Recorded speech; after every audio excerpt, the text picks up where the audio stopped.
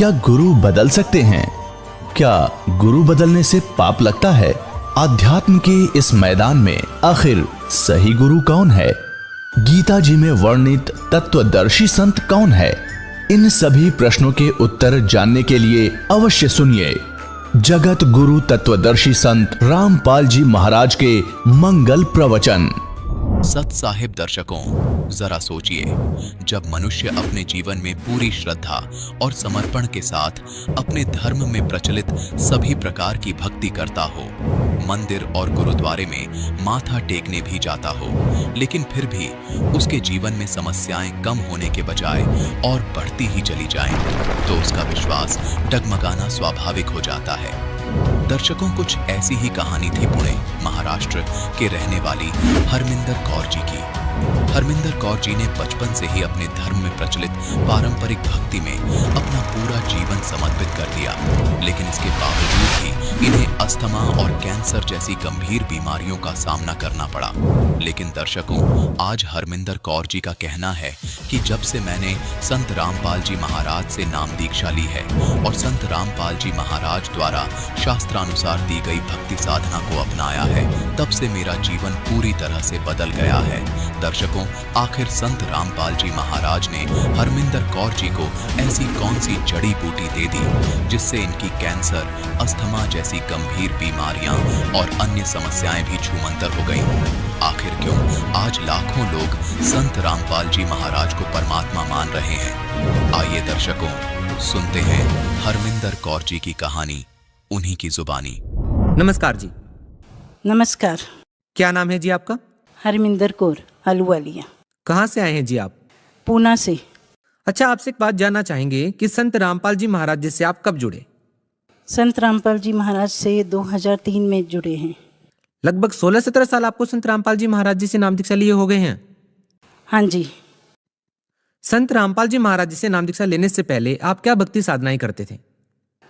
जब मेरी शादी नहीं हुई थी उससे पहले हम लोग गुरुद्वारे जाते थे, और शादी के बाद फिर गुरुद्वारे में भी जाते थे और मंदिर में भी जाया करते थे। देवी देवताओं की पूजा करते थे और गुरुद्वारे जाते थे। व्रत वगैरह भी करते थे? हाँ जी, व्रत भी रखे हैं। आप एक बात बताइए, साधना आप कर ही रहे थे, भक्ति आप कर ही रहे थे, फिर आपने संत रामपाल जी महाराज जी से नाम दीक्षा क्यों ली? मेरे हस्बैंड को एक समय ऐसे आया था कि मेरे हस्बैंड का काम में बहुत प्रॉब्लम हो गई थी। उनका जो पार्टनर था वो उनको धोखा दे के कंपनी से निकल गया था। तो उस समय इनके एक मित्र जो थे वो संत रामपाल जी महाराज जी से उन्होंने नाम दीक्षा ली हुई है, वो उनको मिले। तो उन्होंने संत रामपाल जी महाराज जी के बारे में बताया और इन्होंने फिर वो उसी समय उधर टिकट करा के 2 दिन के बाद चले गए थे। नहीं, आपके हस्बैंड के जो दोस्त हैं उन्होंने संत रामपाल जी महाराज जी के बारे में आपके पति को बताया। ऐसी कौन सी बातें आपके पति को बताई जिससे उन्होंने तुरंत उसको एक्सेप्ट कर लिया?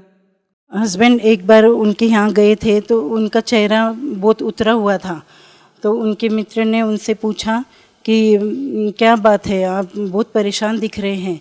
तो इन्होंने बताया कि मेरे ऊपर बहुत बैंक का भी कर्जा चढ़ गया है, बैंक वालों ने अपने पास घर के भी पेपर रख लिए हैं, तो अभी कोई भी रास्ता दिख नहीं रहा है, क्या करूं, कहीं भी मंदिरों में जाना, सब करना, सब देख लिया।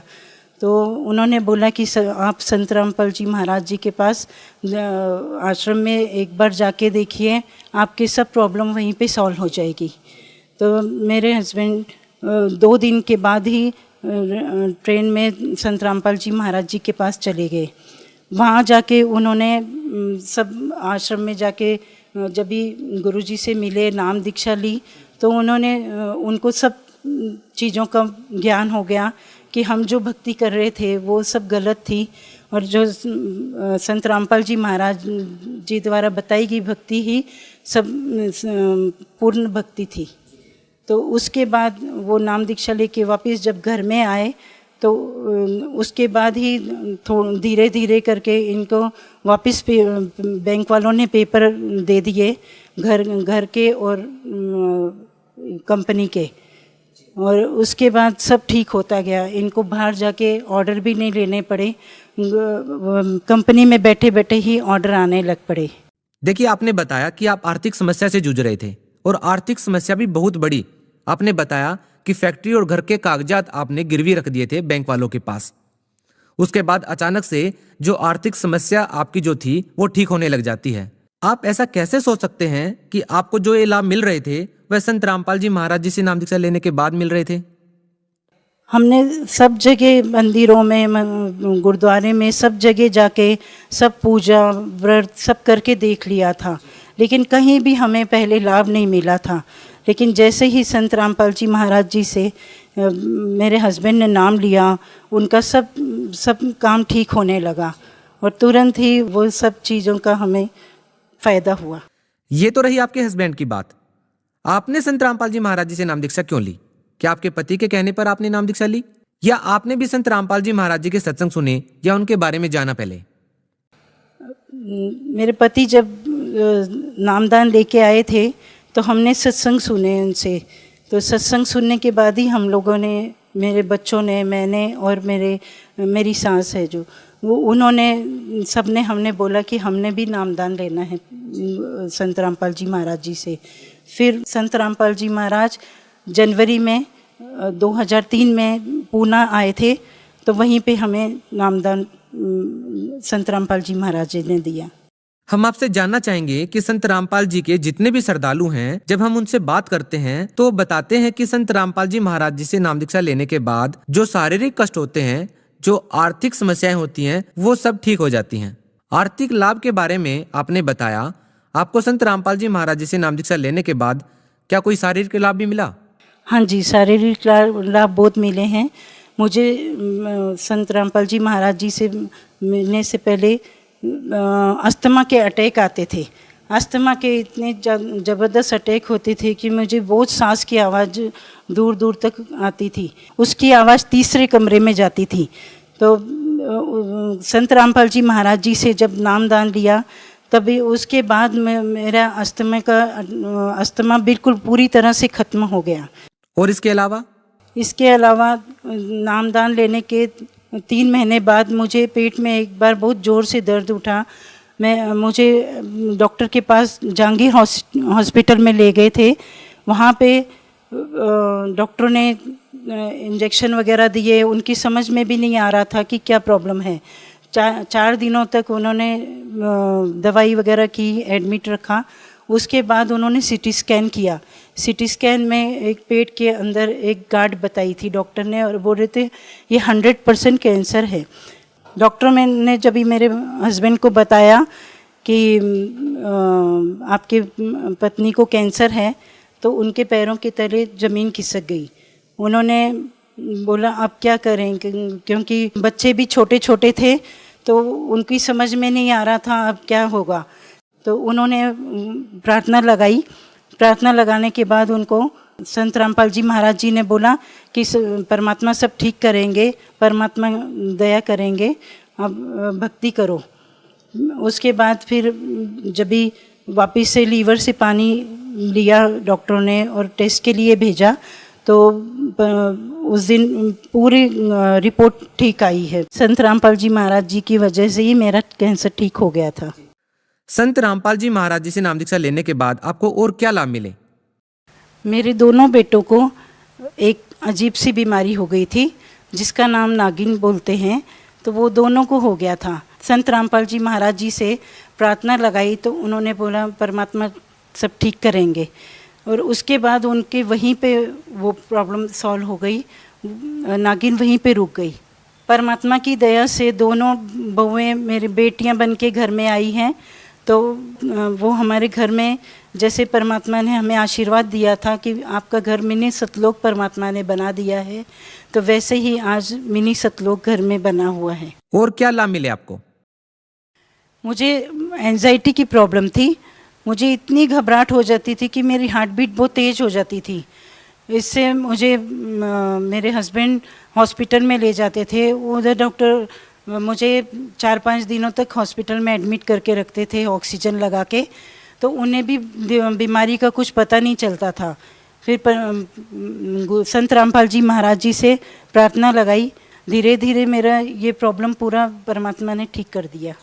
एक समय ऐसा था कि हमारे घर में खाने के लिए भी प्रॉब्लम हो गई थी, बच्चों की फ़ीस के लिए भी पैसे नहीं थे, और हम ऐसे कि सड़क पे आ गए थे, इतनी बुरी हालत हो गई थी। और उसके बाद संत रामपाल जी महाराज जी से नाम दीक्षा ली, उसके बाद सब ठीक होता गया। दो फैक्ट्रियां बन गई हैं अभी, और दो गाड़ियां हैं। परमात्मा की दया से अभी खुद का मकान भी बन गया है। अब संत रामपाल जी महाराज जी से इतनी प्रार्थना करते हैं कि हमें धन नहीं, सिर्फ भक्ति चाहिए, मोक्ष चाहिए। जी, ये तो रही शारीरिक लाभ की बात। आर्थिक लाभ आपने पहले ही बता दिया कि संत रामपाल जी महाराज जी से जैसे ही आपने नाम दीक्षा ली, आपको काफ़ी सारा लाभ मिला। अब आपसे ये जानना चाहेंगे कि संत रामपाल जी महाराज जी का सामाजिक उत्थान में क्या योगदान है।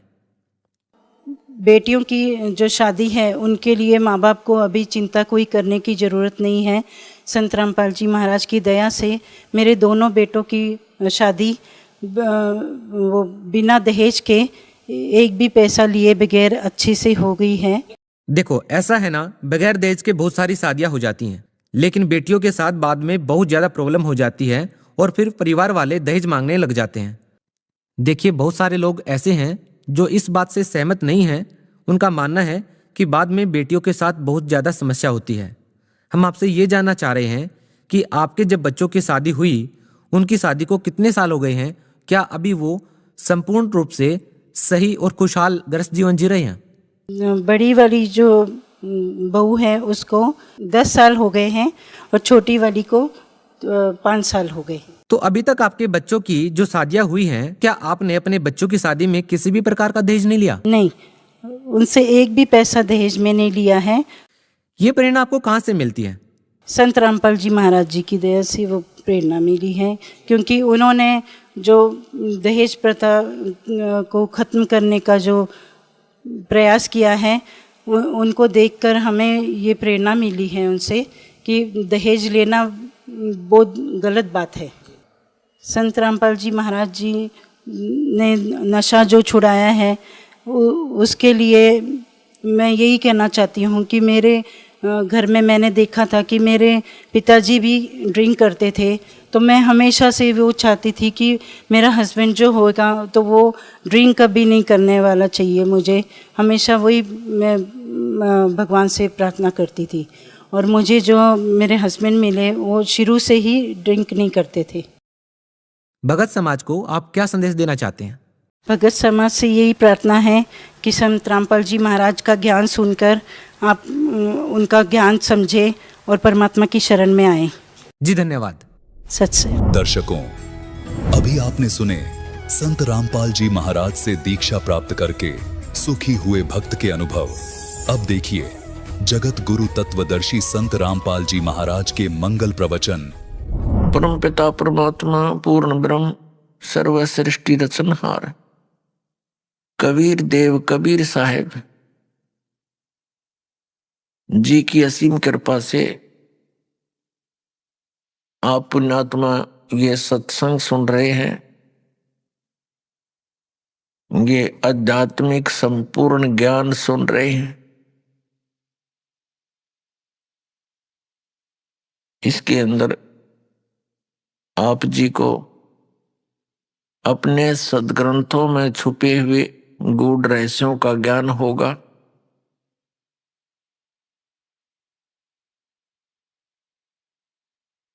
और सत्संग में आने से प्राणी को पता चलता है कि मनुष्य जीवन का क्या उद्देश्य है।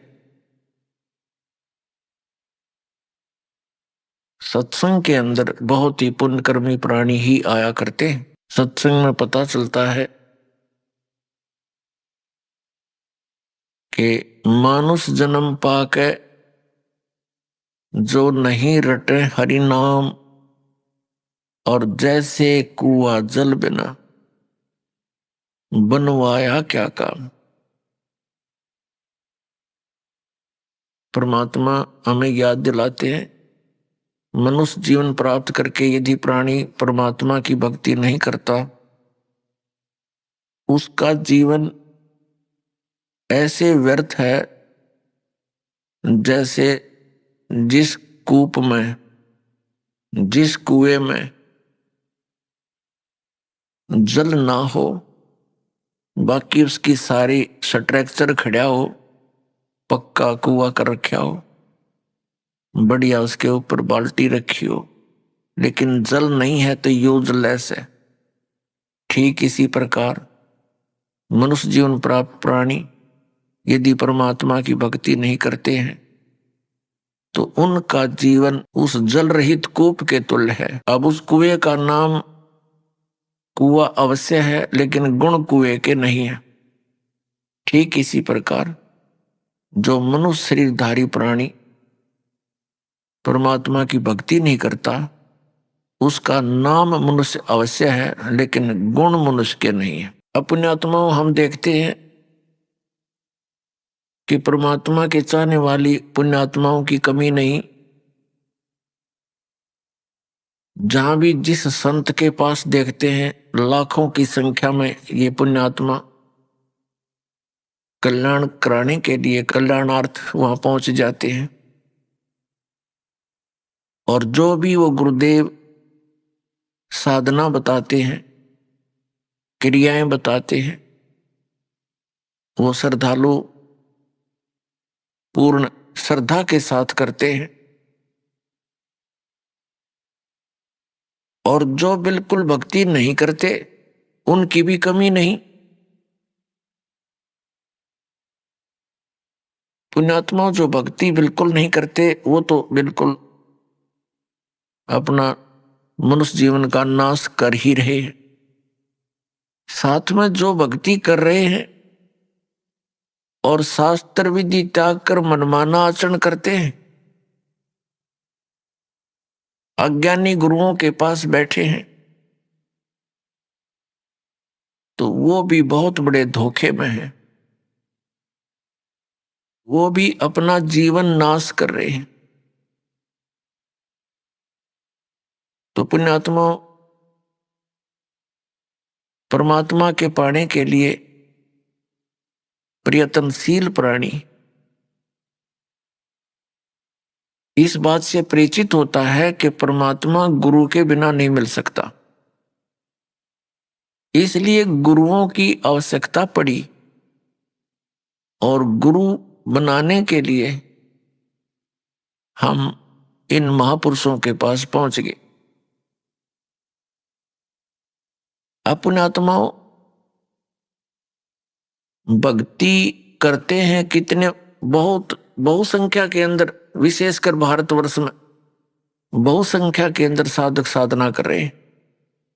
चाहे कोई मंदिर में जाकर, चाहे कोई व्रत रख के हनुमान का चालीसा पढ़ के, या कोई भगवान शंकर श्री कृष्ण जी की भक्ति करके, या कोई तीर्थ आदि पर जाकर कोई ना कोई साधना वो कर ही रहा है, या फिर कोई गुरु बना के। और हम देखते हैं इतनी बहुसंख्या में जहां भक्ति कर रहे हो इंसान, तो एक विशेष परिवर्तन होना चाहिए समाज के अंदर, लेकिन कोई परिवर्तन नहीं। प्रत्येक बुराई बढ़ती जा रही है, हाहाकार मच रहा है। तो इसका कारण क्या है? इसका कारण है जो साधनाएं भक्तजन कर रहे हैं उनसे उनको परमात्मा से मिलने वाली राहत प्राप्त नहीं हो रही, जिस कारण से वे उन्हीं बुराइयों को करना प्रारंभ कर देते हैं जो एक भक्त ने नहीं करनी चाहिए। वो कौन कौन सी बुराइयां हैं? शराब पीना, मांस खाना, और धनी बनने के लिए रिश्वत लेना, और टेंशन समाप्त करने के लिए घूटी लगाना। तो जिस कारण से बुराई बढ़ रही है, घट नहीं रही। परमात्मा की भक्ति करने वाले प्राणी को परमात्मा का लाभ विशेष मिलना प्रारंभ हो जाता है और उसको फिर एक विशेष ज्ञान होता है कि यदि तू ये बुराई करेगा तो तुझे इन आपत्तियों का सामना करना पड़ेगा।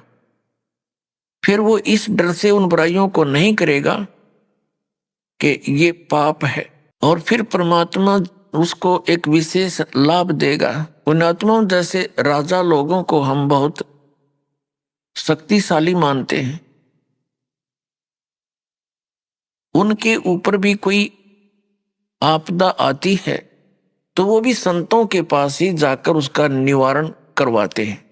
तो इससे क्या सिद्ध हुआ कि कोई ऐसी शक्ति है जो हमें एक विशेष लाभ राहत दे सकती है। वो कौन है और कैसे वो राहत देता है, इसका ज्ञान संत जन ही बताया करते हैं।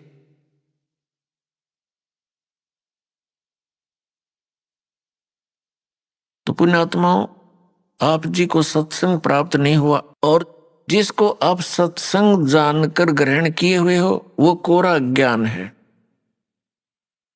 क्योंकि जो हमारे सदग्रंथों में प्रमाण नहीं है तो वो शास्त्र विरुद्ध ज्ञान है, शास्त्र विरुद्ध साधना है, उसका कोई लाभ नहीं। अब पहले क्या कारण रहा कि हमारे जो धर्म गुरु थे वो संस्कृत अवश्य जानते थे, लेकिन अध्यात्म ज्ञान शून्य था उनका। वे तत्व ज्ञानहीन थे और हैं अभी तक। हमारे धर्मगुरु कौन है? आचार्य, शंकराचार्य और अन्य मंडलेश्वर, ये सब हमारे धर्मगुरु हैं। ये संस्कृत के तो विद्वान थे, व्याकरण भी इनकी अच्छी दुरुस्त है, लेकिन अध्यात्म ज्ञान बिल्कुल नहीं। अपने आत्मा पवित्र हिंदू धर्म के ये आदरणीय धर्मगुरु हमें जो भी ज्ञान देते हैं, समझाया करते थे, समझाते हैं, बताते हैं, वो कहते हैं कि हमने इनको पवित्र वेदों से, पवित्र श्रीमद् भगवत गीता से और पवित्र पुराणों से ये ज्ञान तुम्हें सुनाया है। तो हम यही मान बैठे थे कि ये संस्कृत के विद्वान हैं, हमारे सभी सदग्रंथ संस्कृत में लिपिबद्ध है और ये जो ज्ञान दे रहे हैं वो बिल्कुल सही और शास्त्रों वाला ही है। लेकिन अब इस दास को पता चला, क्योंकि इस दास की आंखें बन गई, वो तत्व ज्ञान वाली आंखें दुरुस्त हो गई। पहले हमारे पूर्वज, हमारे जो पहले के जो माता पिता, दादा दादी, कई पीढ़ियां जो हमारे हिंदू धर्म के थे, सभी के वो श्रद्धालु थे, अशिक्षित थे, और इन धर्म गुरुओं ने जो भी क्रियाएं बताई वो सिर धड़की बाजी ला के और पूरी श्रद्धा से करते रहे। तो पुण्यात्माओं, आज हम इस योग्य कर दिए परमात्मा ने कि हम इन सदग्रंथों को अब स्वयं देखेंगे। इस दास ने इन सदग्रंथों का गहन निरीक्षण किया, अध्ययन किया, तो उसमें क्या पाया कि हमारे जितने भी धर्मगुरु, हिंदू धर्म के धर्मगुरु, ऋषि, महर्षि, ये मंडलेश्वर, महंत, संत, ये सभी लोक वेद सुना रहे हैं, दंत कथा सुनाया करते हैं। इनके पास शास्त्र अनुकूल ज्ञान नहीं है। ये वेदों, गीता और पुराणों के विपरीत ज्ञान हमें दे रहे हैं और नाम इन्हीं सदग्रंथों का ले रहे हैं। जो टीचर, जो अध्यापक आउट ऑफ सिलेबस पढ़ाता है, पाठ्यक्रम से हटकर ज्ञान देता है, वो अध्यापक ठीक नहीं, वो शत्रु है उन विद्यार्थियों का। और यही कारण रहा पुण्यात्माओं, शास्त्र विधि को त्याग कर मनमाना आचरण करवा कर इन हमारे धर्म गुरुओं ने हमारे सभी पूर्वज भूत बनवा दिए, 84 लाख योनियों में डलवा दिए, और फिर उनके लिए यत्न बताते हैं, श्राद्ध निकाल दो, पिंड भरवा दो, ये क्रियाएं कर दो, जो कि गीता जी के विरुद्ध है। श्रीमद् भगवत गीता अध्याय नंबर 9 श्लोक नंबर 25 में कहा है कि जो भूत पूजते हैं वो भूतों को प्राप्त होंगे। ये श्राद्ध निकालना, पिंड भरवाना, तेरहवीं करना और अस्थि प्रवाह करना, गति कराने के अर्थ, तो ये सब भूत पूजाएं हैं। इनके करने वाले भी भूत ही बनेंगे। देवताओं की पूजा करने वाले देवताओं को प्राप्त होंगे, पितरों की पूजा करने वाले पितर बन जाएंगे। गीता ज्ञानदाता कहता है कि मेरी भक्ति करने वाला मुझे प्राप्त होगा। तो हमने भगवान की भक्ति त्याग कर ये भूत पूजा शुरू कर दी, श्राद्ध आदि निकालना, जिस कारण से हम शास्त्रीय विधि त्याग का मनमाना आचरण करते रहे और महान कष्ट को उठाते रहे। अपनात्मा अध्यापक किसे कहते हैं, टीचर किसे कहते हैं? अध्यापक अपने जॉब का मास्टर होता है, उसको टीचर बोलते हैं, अध्यापक कहते हैं, मास्टर कहते हैं। जो जिन धर्म गुरुओं को समाज ने खुली छुट्टी दे दी कि तुम सदग्रंथ पढ़ो और हमें सुनाओ और हमें वो परमात्मा का ज्ञान जो सदग्रंथों में विद्यमान वो बताओ, उनको फ्री कर दिया, उनको दक्षिणा देनी शुरू कर दी कि अपना निर्वाह भी करते रहो दक्षिणा से और फ्री हो तुम, पढ़ो अच्छी तरह इन सदग्रंथों को और हमें बताओ। तो उन्होंने, हमारे धर्म गुरुओं ने सदग्रंथों को पढ़ा अवश्य और इनको कंठस्थ याद भी कर लिया संस्कृत भाषा में, लेकिन इनको वेदों, गीता और पुराणों का कख भी पता नहीं, इन आचार्यों को और इन शंकराचार्यों को। इनको अध्यात्म ज्ञान नहीं। इनको तो ज्ञान होगा कहां से? जिन भगवानों को ये पूजते हमारे आचार्य और धर्म शंकराचार्य, और हमें उन्हीं को पूजने की सलाह देते हैं कि ये भगवान है। कौन? श्री ब्रह्मा, श्री विष्णु, श्री शंकर भगवान आदि। और इनको ये परमात्मा बताते हैं, भगवान बताते हैं, ईश बताते हैं और इनकी पूजा स्वयं भी करते, हमें भी करने की सलाह देते हैं। तो इन भगवानों को अध्यात्म ज्ञान नहीं, श्री विष्णु को, श्री ब्रह्मा को, श्री शंकर को।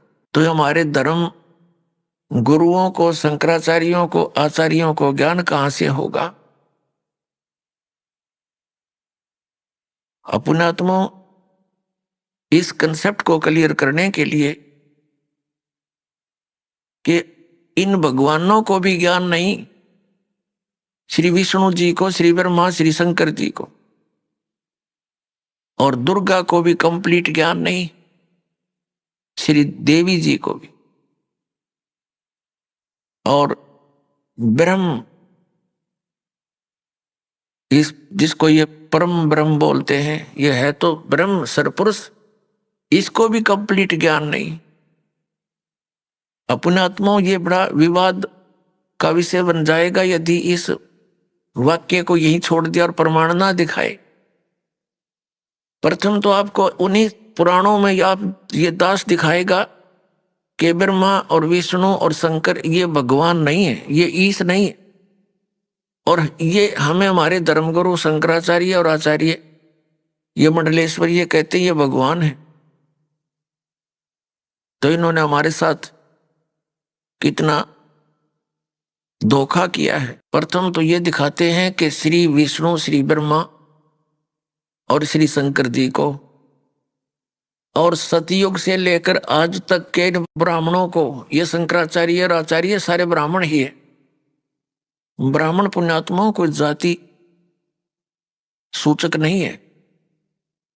ब्राह्मण वो व्यक्ति है जो अध्यापक पद पर विराजमान है, जो उस कर्म को कर रहा है। जैसे 4 वर्ण बनाए, ब्राह्मण, वैश्य, अक्षत्रिय और शूद्र। अपने आत्माओं, जैसे आज कोई ब्राह्मण का लड़का और मिलिट्री में वो भर्ती है, फौज में, तो वो ब्राह्मण वर्ण में अवश्य है, लेकिन वो ब्राह्मण कर्म नहीं, वो तो क्षत्रिय है। ऐसे ही कोई वैश्य का पुत्र लड़का मिलिट्री में भर्ती है, तो वर्ण वैश्य अवश्य है उसका, लेकिन कर्म वैश्य नहीं है। इसी प्रकार अन्य समझे, कोई शूद्र का लड़का और मिलिट्री में भर्ती है तो वो अक्षत्रिय है, शूद्र वर्ण में अवश्य जन्मा है। तो कर्म से ही ये क्रियाएं और ये जाति बनी है। तो जो धर्म गुरु हैं वही ब्राह्मण कहलाते हैं, चाहे वो किसी मजहब जाति का हो। हम, मेरे पूज्य गुरुदेव जी ब्राह्मण वर्ण में जन्मे थे, लेकिन वो अपने आप को ब्राह्मण नहीं कहते थे। हरियाणा के अंदर जिला भिवानी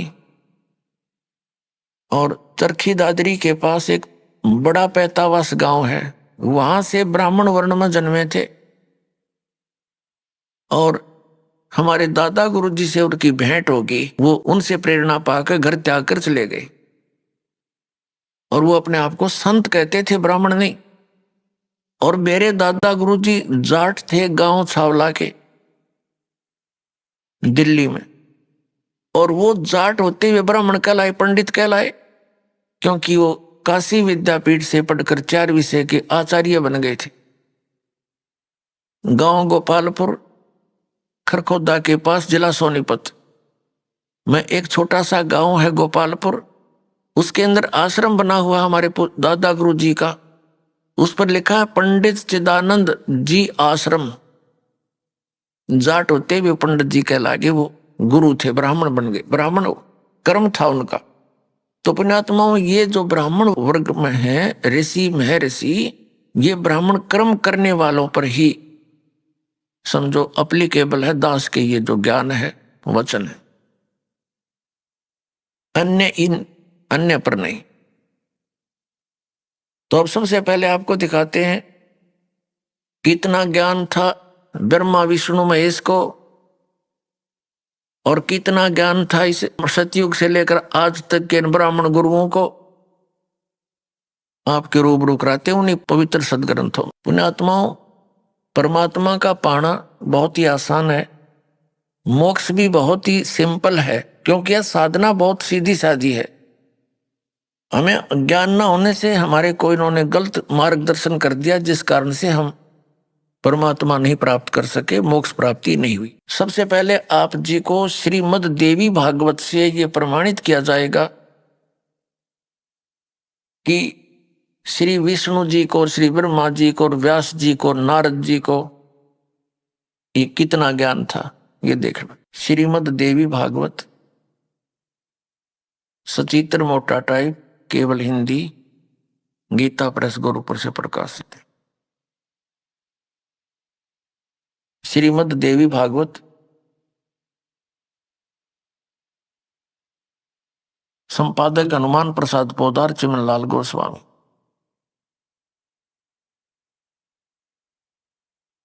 प्रकाशक एवं मुद्रक हैं गीता प्रेस गोरखपुर, गोविंद भवन कार्यालय कोलकाता का संस्थान।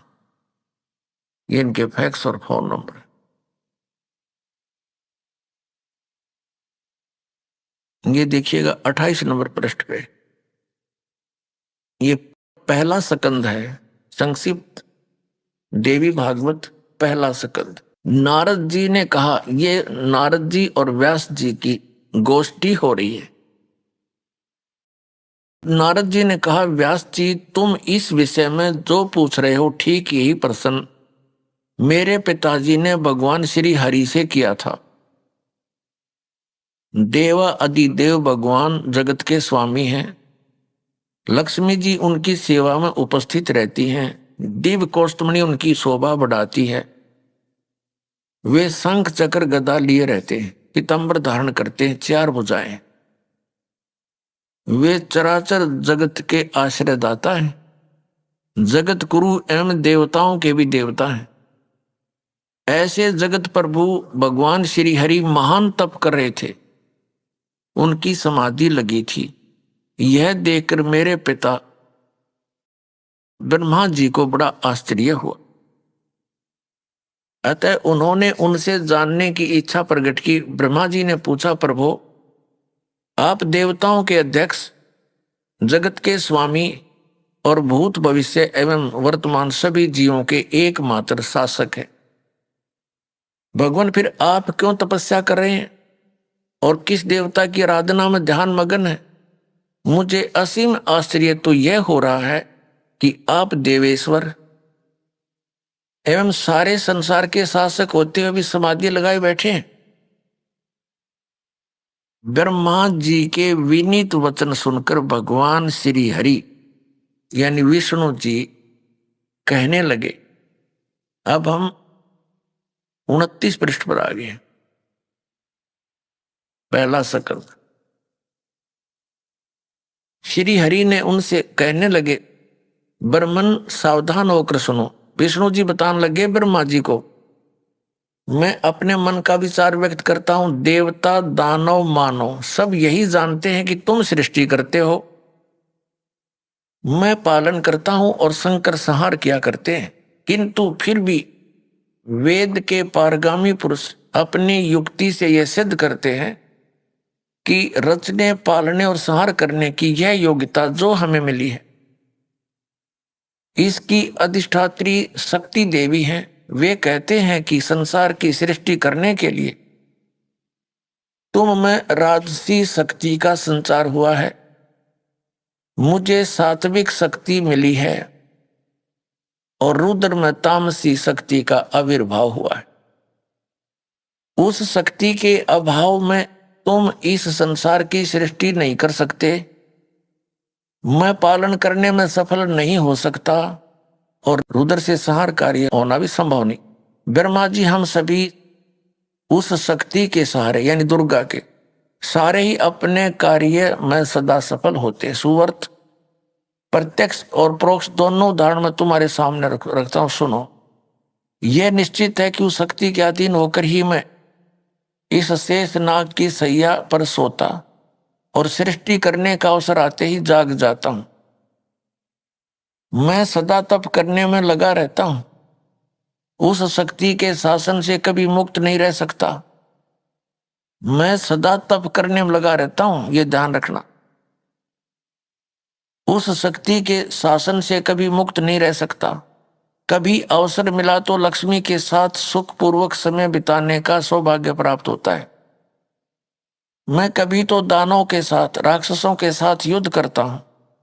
अखिल जगत को भय पहुंचाने वाले दैत्यों के विकराल शरीरों को शांत करना मेरा परम कर्तव्य हो जाता है। और यहां कमाल कर दिया विष्णु जी ने अपने अध्यात्म ज्ञान का। मुझे सब प्रकार से शक्ति यानी दुर्गा जी के अधीन होकर रहना पड़ता है। उन्हीं भगवती शक्ति का मैं निरंतर ध्यान किया करता हूं। ब्रह्मा जी मेरी जानकारी में इन भगवती शक्ति से बढ़कर दूसरे कोई देवता नहीं। अब ये है श्री विष्णु जी के आध्यात्मिक ज्ञान का निष्कर्ष। श्री विष्णु जी कह रहे हैं कि मैं दुर्गा से, श्री दुर्गा जी से ऊपर किसी भगवान से परिचित नहीं हूं। मेरे अध्यात्म ज्ञान में यह सबसे बड़ी देवता भगवान है। अपना आत्मा आपने इसी लेख में पढ़ा। श्री नारद जी विचलित, श्री व्यास जी विचलित, ब्रह्मा जी के ज्ञान को इन्होंने बताया ही है कि ब्रह्मा जी विष्णु जी को जगत गुरु, देवेश्वर, सारे संसार के पालन करता, उत्पत्ति करता सब कुछ बता रहे। और ये क्या निष्कर्ष दे रहे हैं विष्णु जी कि मैं तो दुर्गा के अधीन हूं और घोर तप करता हूं। ये तप करके क्या करते हैं, बैटरी चार्ज कर लेते हैं, फिर राक्षसों के साथ लड़ते हैं, फिर इनकी बैटरी डिस्चार्ज हो जाती है, सिद्धियों से लड़ते हैं और फिर ऐसे चार्ज करते हैं। अब विष्णु जी ने तो बता दिया कि दुर्गा से ऊपर मैं किसी को नहीं जानता, मैं दुर्गा की भक्ति करता हूं। और हमारे धर्म गुरुओं से जब कोई प्रश्न किया जाता था कि श्री ब्रह्मा, श्री विष्णु, श्री शिव जी ये किसकी भक्ति करते हैं, ये कहा करते थे, कुछ तो कहते थे कि अपने स्वरूप का ध्यान करते हैं। कोई कहता था कि शंकर भगवान श्री राम की पूजा करता है और श्री राम शंकर जी की पूजा करता है, और कोई कहता कि नहीं ये किसकी पूजा करते हैं, ये तो स्वयं है। अब आपके समक्ष है कि श्री विष्णु जी दुर्गा जी की पूजा कर रहे हैं और इनको सुप्रीम पावर बता रहे हैं, सुप्रीम गॉड, सबसे बड़े भगवान देवता। अब दुर्गा जी क्या बताती है, इसके भी 2 वचन सुनते हैं। ये देखिएगा 7वां स्कंद संक्षिप्त देवी भागवत 562 पृष्ठ पे। यहां देवी के द्वारा हिमालय को ज्ञानोपदेश ब्रह्म स्वरूप का वर्णन। श्री देवी जी कहने लगी, पर्वतराज अब मैं तुझे ब्रह्म के बारे में जानकारी, पहले तो इसने अपने बारे में बताया, लेकिन फिर कहती है नहीं, उस ब्रह्म का क्या स्वरूप है यह बतलाया जाता है, जो प्रकाश रूप सबके अत्यंत समीप में स्थित हृदय रूप गुहा में स्थित होने के कारण गुहाचर नाम से प्रसिद्ध और महान पद अर्थात परम प्राप्य है। वह समस्त प्रजा के ज्ञान से परे है, अर्थात किसी की बुद्धि में आने वाला नहीं है, यह तुम जानो। जो परम प्रकाश रूप है, जो सूक्ष्म से भी अत्यंत सूक्ष्म है, जिसमें संपूर्ण लोक और उन लोकों में निवास करने वाले प्राणी स्थित है, वही यह अक्षर ब्रह्म है, वही सबके प्राण है, वही सबकी वाणी है और वही सबका मन है। वह यह परम सत्य और अमृत अविनाशी। हम 563 पृष्ठ पा रहे हैं, 7वां स्कंद पढ़ रहे हैं। वह अमृत अविनाशी तत्व है, सौम्य। देवी जी कह रही है, उस वेदने योग्य लक्ष्य का तुम वेदन करो, मन लगाकर उसमें तन्मय हो जाओ। सौम्य उपनिषद में कथित महान अस्त्र रूप धनुष लेकर उस पर उपासना द्वारा तीक्ष्ण किया हुआ बाण संधान करो और फिर भावानुगत चित्त के द्वारा उस बाण को खींचकर उस अक्षर रूप ब्रह्म को लक्ष्य बनाकर वेदन करो। प्रणव माने ओम, धनुष है, जीवात्मा बाण है और ब्रह्म को उसका लक्ष्य कहा जाता है। अब इसमें क्या कहा है, श्री देवी जी कह रही है हिमालय राजा को कि आत्म मनुष्य को चाहिए ओम नाम का जाप करे और ब्रह्म पाने का उद्देश्य रखे। इतनी सी बात और कुछ नहीं। आगे देखो, इसी में फिर हम यहां आ जाते हैं नीचे, उस एकमात्र परमात्मा को ही जाने, दूसरी सब बातों को छोड़ दे। अब देवी जी दुर्गा जी अपनी साधना को भी कहती है वो भी छोड़ दो, केवल एक उसी परमात्मा की भक्ति करो। यही अमृत रूप परमात्मा के पास पहुंचाने वाला पुल है। संसार समुद्र से पार होकर अमृत स्वरूप परमात्मा को प्राप्त कराने का यही सुलभ साधन है। यह कहा कि इस आत्मा का ओम के जप के साथ ध्यान करो, इससे अज्ञान में मैं अंधकार से सर्वथा परे और संसार समुद्र से पार जो ब्रह्म है उसको पा जाओगे, तुम्हारा कल्याण। वो कहां रहता है? हम 563 पढ़ रहे हैं। वह यह सब का आत्मा ब्रह्मलोक रूप दिव्य आकाश में स्थित है। वह ब्रह्मलोक में रहता है, इसका सीधा सा अर्थ है। अपनात्मा, ये तो अध्यात्म ज्ञान हो गया दुर्गा जी का। ये क्या बता रही है? श्री देवी जी कह रही हिमालय राजा को कि और सब पूजाएं त्याग दे, केवल एक ब्रह्म की पूजा कर, उसका ओम नाम है, उस साधना से तो ब्रह्मलोक को प्राप्त होगा। अपनात्मा, श्री मद भगवत गीता जी का ज्ञान ब्रह्म ने ही दिया श्री कृष्ण जी में प्रवेश करके। अभी आपने सुने संत रामपाल जी महाराज के मंगल प्रवचन। आइए अब सुनते हैं संत रामपाल जी महाराज से नाम दीक्षा लेकर सत भक्ति करके अद्भुत लाभ प्राप्त करने वाले अनुयायी के विचार। सत साहिब दर्शकों कहते हैं, जब मुसीबत आती है तो अकेले नहीं आती, बल्कि अपने साथ कई समस्याओं को लेकर आती है। जब इंसान को मुसीबतें चारों तरफ से घेर लेती हैं, तो उसे यह समझ नहीं आता कि वह क्या करे। आज हम आपको एक ऐसे श्रद्धालु की सच्ची कहानी सुनाने जा रहे हैं, जिन्हें जीवन में अचानक चारों तरफ से मुसीबतों का सामना करना पड़ा। यह कहानी है राजेश कुमार श्रीवास्तव जी की, जो गाजियाबाद उत्तर प्रदेश के निवासी हैं। राजेश जी विभिन्न देवी देवताओं जैसे शिव जी, दुर्गा जी और बालाजी की पूजा किया करते थे। फिर भी इनके जीवन में समस्याओं का अंबार लगा हुआ था। कभी बीमारी का सामना करना पड़ता तो कभी व्यापार में नुकसान हो जाता। करोड़ों के कर्ज में डूबे हुए थे और झूठे मुकदमों का भी सामना करना पड़ा।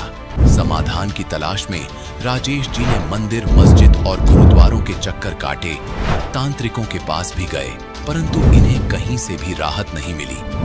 फिर एक दिन इनके जीवन में एक नया मोड़ आया। इन्होंने संत रामपाल जी महाराज का सत्संग सुना और उनसे नाम दीक्षा प्राप्त की। दर्शकों, आइए अब राजेश कुमार जी से ही सुनते हैं उनके जीवन की यह कहानी कि आखिर कैसे इनके दुख भरे जीवन में सुख, शांति और समृद्धि आई। जी नमस्कार। सर नमस्कार। क्या नाम है जी आपका? राजेश कुमार श्रीवास्तव। राजेश कुमार जी, कहाँ से आए आप? वैसे तो मैं जिला रायबरेली पोस्ट सलोन का रहने वाला यूपी का, लेकिन फिलहाल गाजियाबाद में मैं रह रहा हूँ। सर, संत रामपाल जी महाराज से नाम दीक्षा लेने से पहले आप क्या भक्ति साधना करते थे? मैं सदा शिव शंकर जी की पूजा करता था। नंगे पैर आता था दुधेश्वर नाथ मंदिर हमारे गाजियाबाद में। तो 41 दिन का प्रतिज्ञा करके जल चढ़ाना, उसके बाद पानी पीना, दुर्गा जी की पूजा करना, बालाजी जाना, सभी देवताओं की पूजा करता था मैं। सर, जब आप हिंदू धर्म में प्रचलित सभी प्रकार की पूजाएं आप कर रहे थे, तो फिर आपको संत रामपाल जी महाराज से नाम दीक्षा लेने की क्या जरूरत आन पड़ी? सर, एकदम से हमारे घर में दिक्कत आई, बीमारी हुई, भूत बाधा हुई। फिर जहाँ जहाँ लोगों ने बताया वहाँ वहाँ जाना शुरू किया। व्यापार में नुकसान होना शुरू हुआ, बच्चे को हमारे काफ़ी दिक्कत हुई, बीमारी हुई।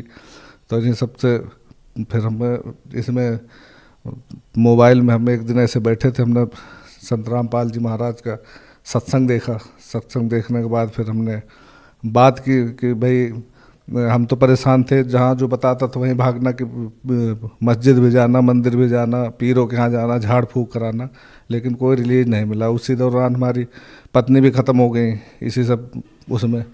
फिर मुझे किसी ने बताया कि आप जो है पूर्ण परमात्मा हैं संत रामपाल जी महाराज के रूप में, तो आप इनसे अरदास लगाओ।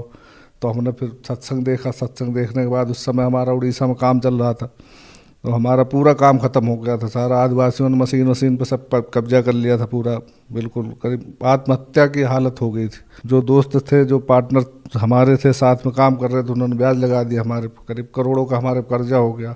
सर, हमने कोई नाम नहीं लिया था। फिर हमने ऐसे ही सत्संग देखा, उसके बाद परमात्मा से अरदास लगाई। तो सर, जैसा कि आपने बताया कि आपके जीवन में बहुत सारी कठिनाइयाँ आ रही थी, बहुत सारी परेशानियों ने आपको घेर लिया था, तो क्या संत रामपाल जी महाराज से नाम दीक्षा लेने के बाद आपको कोई लाभ मिला? सर जी, उड़ीसा में हमारे भी करीब 40 लाख का कर्जा हो गया था। लॉकडाउन लग गया था, उसमें सबको पता है कि मशीनें सारी हमारी चोरी हो गई थी। स्टील का काफ़ी करीब 40 टन स्टील गायब हो गया था। आदिवासी लेबर थी, हमारी 4 व्हीलर थी, वो हमारी उठा ली थी वहाँ पे, और भी बहुत बहुत नुकसान हुआ था। तो हमने जब सत्संग देखा, उसके बाद मैंने फिर आश्रम में फ़ोन लगाया, तो वहाँ से बताया कि आप जो है लोनी नामदान केंद्र में बात करो। तो हमने बात की। हमने कहा भगत जी हम आ नहीं सकते वहाँ, क्योंकि गाजियाबाद में हमारे पे FIR थी, और जो साथ में काम करने वाले थे उन्होंने हम पे ब्याज लगा दिया था। मकान पे ताले लग गए थे हमारे, सारी प्रॉपर्टी हमारी बिक गई थी कर्जे में। तो बिना नाम लिए हमने वहीं से प्रार्थना लगाई थी। परमात्मा ने बड़े आराम से वहाँ से, संत रामपाल जी पूर्ण परमात्मा ने हमें बड़े आराम से निकाला। और वहाँ निकलने के बाद हमें जहाँ से पुलिस यहाँ वारंट कटा था ढूंढ रही थी, हम सीधा लोनी उतरे थे, हम अपने घर नहीं गए। उसके बाद वहाँ से हमें 15 दिन का समय मिला थाने से कि आप जो है आराम से अपना फैसला करो। तो ये पहला लाभ तो यही कि हमारी इज्जत बची, और दूसरा पूर्ण परमात्मा संत रामपाल जी महाराज की शरण में आने से हमारा व्यापार सही हो गया, परिवार सही हो गया, सब कुछ धीरे धीरे सही होता जा रहा। हमारे पे सर जी कम से कम 1 करोड़ का कर्जा हो गया था। 1 करोड़ का हो ही गया था। करीब 65 लाख का अम्बाला में हुआ था और 40 लाख का उड़ीसा में हुआ था। जो हमारे पे सारे पेपर रखे हैं और बाकायदे पेपर भी निकाला था, 3-4 दैनिक जागरण में सब में सब कटिंग रखी है हमारे पास, सारी धारा लगी थी हम पे। तो परमात्मा ने इनसे सबसे मुझे बाइज्जत भरी किया और आज इज्जत से वहीं उसी जगह रह के व्यापार भी कर रहा हूँ और समाज में खड़ा हूँ, सिर्फ केवल पूर्ण परमात्मा रामपाल जी महाराज की वजह से।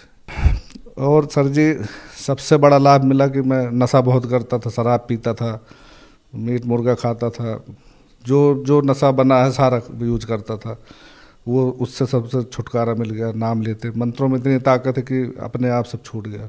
और अभी हमारे यहीं सिद्धार्थ विहार प्रताप विहार में काम चल रहा था वाटर ट्रीटमेंट प्लांट का, करीब 200 करोड़ का था। तो उसमें हमारा टैंक का काम होता है, 20 बाई 20 का हम बनाते हैं टैंक। उसमें पूरा काम फाइनल हो गया और लास्ट में करते करते 1500 डाया का पाइप था सीवर का, वो फट गया। उसमें हमारी करीब 10-15 लेबर थी, काम कर रही थी। जबकि सीवर का पाइप फटने के बाद गैस बहुत भयंकर फटती है, उसमें आदमी मर भी सकता है, लेकिन कोई नुकसान नहीं हुआ। और 15 दिन तक जेसीबी दबी रही, उसमें बड़ी बड़ी क्रेनें मंगवाई, उसे निकाला। बस केवल मंत्रों का मैं जाप करता रहा, जैसे परमात्मा संत रामपाल जी ने बताया कि भाई कोई दिक्कत आती है तो ये करो। और वहीं पे एक हनुमान जी का मंदिर था और लोग कहने लगे कि तुमने प्रसाद नहीं चढ़ाया इसलिए नहीं हुआ। हम कहा परमात्मा जो करेंगे, हम परमात्मा भरोसा है। 15 दिन बाद मशीन सुरक्षित निकली और जहाँ पे 30-35 लाख का नुकसान होना तो वहाँ हमारा 2-2.5 लाख में काम बन गया। सबसे बड़ा लाभ हुआ नहीं, इसमें हमारा करीब 20 लाख का काम था, 35 लाख का नुकसान था। एक फ़ायदा और है, उसी टाइम हमारे पे अचानक यहाँ पे दर्द होना शुरू हो गया। शायद पथरी की शिकायत थी। करीब 11 बजे हमारे क्यों साइड पे हम बैठे रहते थे तो धूल धक्कड़ उड़ती रहती, तो उसी में कहीं से हो गया, हमें पता भी नहीं था। अचानक एकदम दर्द शुरू हुआ तो हमारा इंजीनियर था, हमने उससे काम कहा भाई हमारे दर्द हो रहा है, तो कहा सर ये तो पथरी की शिकायत। तो 4 बजे हम वहीं पे संतोष मेडिकल कॉलेज है, 4 बजे हमने फ़ोन करके वहाँ जाके इमरजेंसी में दिखाया। उन्होंने देखा, 2 इंजेक्शन लगाए, उन्होंने कहा कि हाँ तुम्हारे पेशाब की नली में 6 mm की पथरी है। टेस्ट किया और बोले कि इसे टेस्ट करा के 10 बजे रिपोर्ट लेके आ जाना। सर जी हम 2 इंजेक्शन लगाए, कोई दवा नहीं खाई, उसके बाद आराम मिला, मैं घर आया और 6 बजे अपने आप परमात्मा, केवल मुझे भरोसा था, परमात्मा का नाम ही ले रहा था, अपने आप 6 बजे पथरी कब निकल गई हमें पता नहीं पड़ा। हमने जब टेस्ट कराया जाके तो वहाँ से कुछ नहीं, वो रिपोर्ट आज भी रखी हमारे पास। तो मैं अस्पताल गया, वहाँ दिखाया 11 बजे, तो उन्होंने कहा कि भाई थी तो, लेकिन अब नहीं है तुम्हारे। तो बोले तो भाई करिश्मा है, तो हम कहा परमात्मा की दया हुई। ये अभी की बात है, मैं परमात्मा श्री रामपाल जी में। फिलहाल परसों इंटरव्यू के लिए आना था और 6-7 महीने से अभी काम ढीला था थोड़ा सा। यहाँ आने से, नाम लिखाने से पहले एक काम मिल गया, काफ़ी बड़ा काम है, करीब 1-8 करोड़ का काम है। और अभी मशीन दिलवाई, जबकि हमारी गुंजाइश नहीं थी, हम लोन के लिए ढूंढ रहे थे, कैश में दिलवाई परमात्मा ने। और जो हमारी संपत्ति सारी बेकार हो गई थी, कर्जे में डूब गई थी, 2 मकान दिलवाए परमात्मा ने। ये सब लाभ है, इससे बड़ा और लाभ क्या होगा। सर जैसा कि आपने बताया कि पहले आप काफ़ी कर्ज में डूब गए थे और आपको काफ़ी सारी परेशानियों का सामना करना पड़ रहा था, तो सर हम आपसे ये जानना चाहेंगे कि पहले जो पूजा साधना आप कर रहे थे उनसे आपको कोई लाभ नहीं मिला और आप उल्टा काफ़ी सारी परेशानियों में घिरे जा रहे थे, और संत रामपाल जी महाराज से नाम दीक्षा लेते ही आपको इतने सारे लाभ मिलने लगे। सर इसके पीछे क्या कारण मानते हैं आप? शास्त्र अनुसार भक्ति, कि उसमें जो है करते थे, लेकिन शाम को नशा भी कर लो, कोई रोक टोक नहीं थी उसमें। सुबह व्रत है, जल चढ़ाए, 4-5 बजे शराब पी लेते थे। तो शास्त्र अनुसार जो परमात्मा संत रामपाल जी भक्ति बताते हैं, इसमें मंत्रों में बहुत ताकत है और बहुत लाभ हुआ है, और खुद लाभ सामने है। सर संत रामपाल जी महाराज से नाम दीक्षा लेने से पहले आप नशा करते थे और संत रामपाल जी महाराज से नाम दीक्षा लेते ही आपने नशा छोड़ दिया। सर ये कैसे संभव है कि एक व्यक्ति सालों से नशा करता आ रहा है और नाम दीक्षा लेते ही छोड़ देता है? सर ये एक व्यक्ति के जीवन में कैसे इतना बड़ा परिवर्तन आता है? सर ये परिवर्तन आपके जीवन में कैसे आया? ये सर संत रामपाल जी साधारण संत नहीं है, साक्षात परमात्मा है और मंत्रों में इतनी शक्ति है कि हमारा तो कम से कम 20 साल पुराना नशा था और नहीं छूट सकता था। हमने 20 बार कसम खाई, गंगा जल उठाया, घर में लोग बाग दबाव बनाते थे, लेकिन नहीं छूटा। मंत्रों में इतनी ताकत है, दो तीन दिन बाद फिर हमें नफरत हो गई। अब कोई अगर पीता होता तो मैं हमारे साथ खड़ा नहीं हो सकता। गाड़ी में अब लोग आ रहे थे भी, पी रहा था तो हमने मास्क लगा दिया, हम कहा भगत जी बीड़ी मत पियो यहाँ पर। तो इतनी एलर्जी हो गई, तो इतनी ताकत है मंत्रों में। सर, जैसे कि आपने बताया कि संत रामपाल जी महाराज से नाम दीक्षा लेते ही आपका नशा छूट गया, तो सर जो लोग आपकी तरह नशा करते हैं और वो चाहकर भी नशा नहीं छोड़ पा रहे हैं, क्या वो आपकी तरह संत रामपाल जी महाराज से नाम दीक्षा लेंगे तो क्या उनका भी नशा छूट जाएगा? बिल्कुल 100% छूट जाएगा। परमात्मा संत रामपाल जी की भक्ति करें और सच्चे मंत्रों का जाप करें, सारी समस्या सूझ जाएगी। कैंसर का कैंसर ठीक हो जाएगा। जब हमारी पथरी 6 mm की, मतलब पेशाब की नली में, एक पित्त की थैली में, इसमें ऑपरेशन भी नहीं होता। डॉक्टर कह रहा था कि इतना गलत जगह फंसी, जाके नीचे फंस गई कि उसका ना ऑपरेशन हो सकता था ना कुछ नहीं, वो तो अपने आप ही निकल सकती थी। वो कह रहे थे दवाओं से गला के निकलेगी। अब बताओ, इतना बड़ा चमत्कार हुआ। नहीं तो इसमें तो आदमी मर सकता है, जिसको पेशाब ही नहीं होगा वो तो मर सकता है। तो इतना बड़ा चमत्कार अभी हुआ है। और जो हम बता रहे हैं ये भी लगभग हमने गुरु जी से प्रार्थना भी लगाई थी, तो उन्होंने कहा कि चलो ठीक हो जाएगा। ये JCB वाली, ये भी बहुत बड़ा हादसा था। नहीं, इसमें हमारा जितने काम नहीं उतना नुकसान हो जाता। सभी लेबरों, 15 लेबर थे, पता नहीं परमात्मा क्या होता। तो ये सबसे और अभी एक लाभ हुआ होली के पहले, मैं भूल गया था, हाउस टैक्स जमा करना था मार्च में। तो मैं बैंक गया, 40,000 रुपये थे, तो हम कहा चलो करंट अकाउंट से 35,000 रुपये निकाले और ऐसे ही जैकेट जैसे पहन रखे तो ऐसे हमने डाल लिए। बाहर निकला, गर्मी लग रही थी, हमने बटन खोल दिया और पता नहीं कहाँ गिर गए वो। अब मैं बाहर वहाँ गया तो वहाँ देखा तो पैसे नहीं थे। तो उसने पर्ची दी तो बोला कि जमा करो। तो हमने कहा कि पैसे तो नहीं। तो मैं बैंक आया, मैंने CCTV कैमरा दिखवाया, वहाँ भी कुछ नहीं मिला। तो मैं घर आया, मैंने फिर भगत जी को फ़ोन किया। हम कहा कि हम तो कोई गलत काम भी नहीं करते और ना गलत किसी के साथ करते, कैसे हो गया? तो भगत जी ने कहा कोई बड़ी घटना थी, टल गई छोटे में। मगर सर जी 2 घंटे बाद परमात्मा ने हमें 1 लाख रुपए की व्यवस्था करा दी। और फिर मैं वहीं से बैंक से मैंने पैसे निकाले और जमा करा, और दूसरे दिन 24 लाख का काम दिलाया मुझे वहीं गाजियाबाद में। सर, आप भगत समाज को क्या संदेश देना चाहते हैं? सर जी, भगत समाज को संदेश देना चाहता हूँ कि जैसे हमारे ऊपर सारी समस्याएं थी, करोड़ों का कर्जा हो गया था, व्यापार ख़त्म हो गया था, मकान सारे बिक गए थे, पुलिस केस हो गया था। जब हमारे जैसे आदमी को परमात्मा का नाम लेने से सब कुछ ठीक हो सकता है, तो भगत समाज से ही प्रार्थना है हमारी कि आके संत रामपाल जी महाराज पूर्ण परमात्मा आए हुए हैं, इनसे नाम दीक्षा लें, अपना कल्याण कराएं और हमारी तरह ही आके वो भी अपना जीवन खुशहाल करें। सर, जो लोग संत रामपाल जी महाराज से नाम दीक्षा लेना चाहते हैं वो उनसे नाम दीक्षा कैसे ले सकते हैं? सर जी, यूट्यूब पे संत रामपाल जी का सत्संग सुने, उस पट्टी आती है, वहाँ से नंबर लेके नामदान केंद्र में फ़ोन करें और वहाँ से नाम लें। और अब तो हर ज़िले में नाम